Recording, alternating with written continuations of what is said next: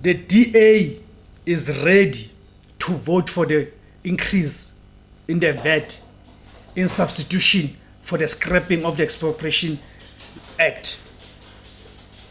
Get that through. The Democratic Alliance is trading with the African National Congress that it will vote for the budget that was tabled on the 12th of March by the Finance Minister Enoch Godongwana. They will vote for that budget, the budget that contains the increase in the value-added tax, in exchange for the African National Congress to drop the Expropriation Act. You see? So this again exposes, and by the way, this is not a rumor.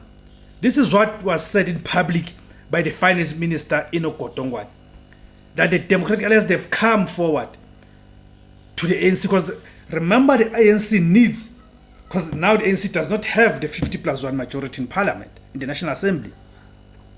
So the ANC needs its coalition partners, especially the Democratic Alliance, to vote with them to pass this budget. So the DA have seized this opportunity. This opportunity so they can fight for their own constituents. Because remember, when we are talking about the Expropriation Act, the land expropriation, this is the act. Leave the fact that we know that's just a small screen, because it does not even go any further in terms of what is it as the progressives we've demanded when we're talking about the expropriation of land without compensation. Not this shame that the NC has passed as an act. So let's park that one, but let's deal with this one, that actually the DA understands very well that when we're talking about expropriation, you are going to expropriate from the settlers, the Europeans, the so-called white South Africans. And this is the constituency that the Democratic Alliance represents. This is the constituency that the DA represents. So the DA has to balance the things. Looking at the increment of the value-added tax and the land expropriation, the DA realized that actually the expropriation affects its own constituency, its core constituency, compared to the value-added tax. Because white people, when we talk about white people in the South African context, we are talking about the rich people.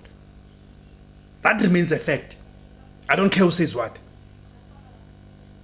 White people are the face of richness in South Africa. And black people are the face of poverty in this country.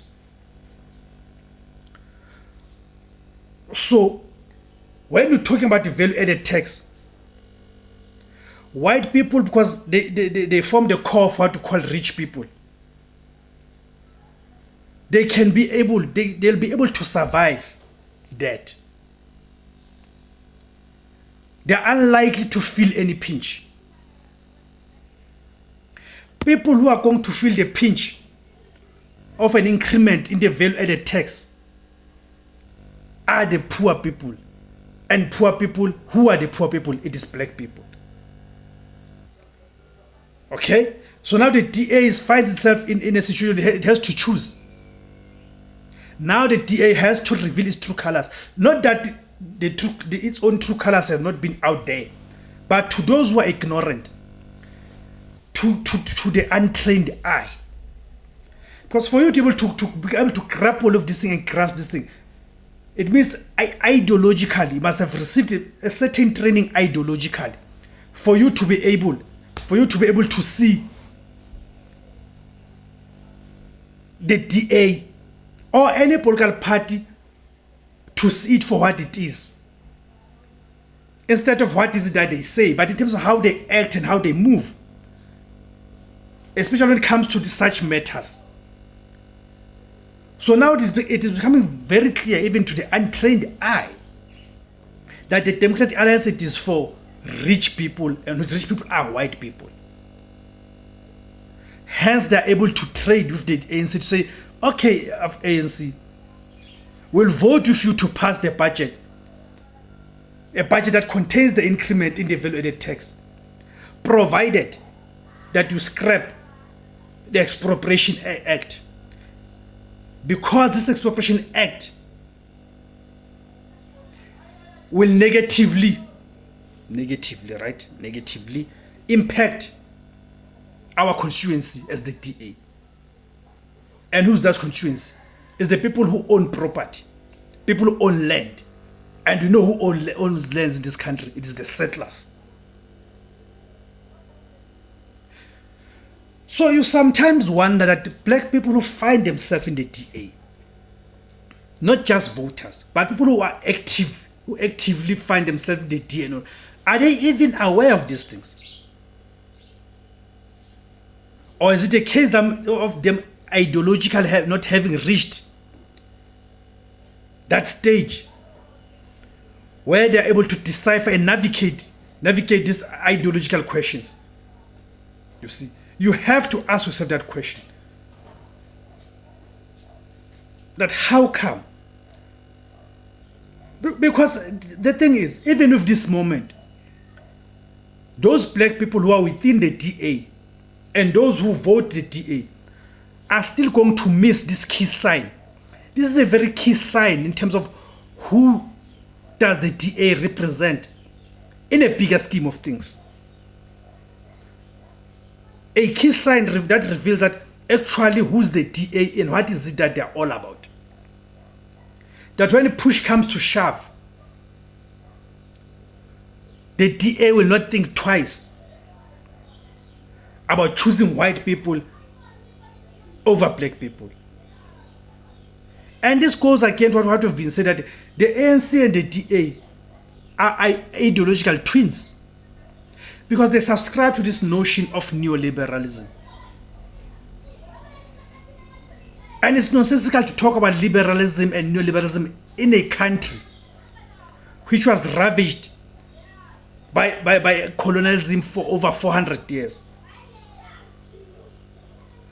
A colonialism where you had invaders colonizing the natives. So when you talk about liberalism, how are you going to redress the injustice of the past? This is where the likes of Musmamani get caught out.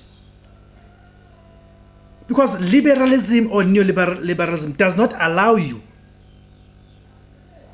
to redress the injustice of the past. It says you must treat everyone equally. But how can you treat everyone equal when you've got others who have got 400 years of unfair advantage, where they've suppressed others for over 400 years? Then you say, no, then let's treat everyone equal.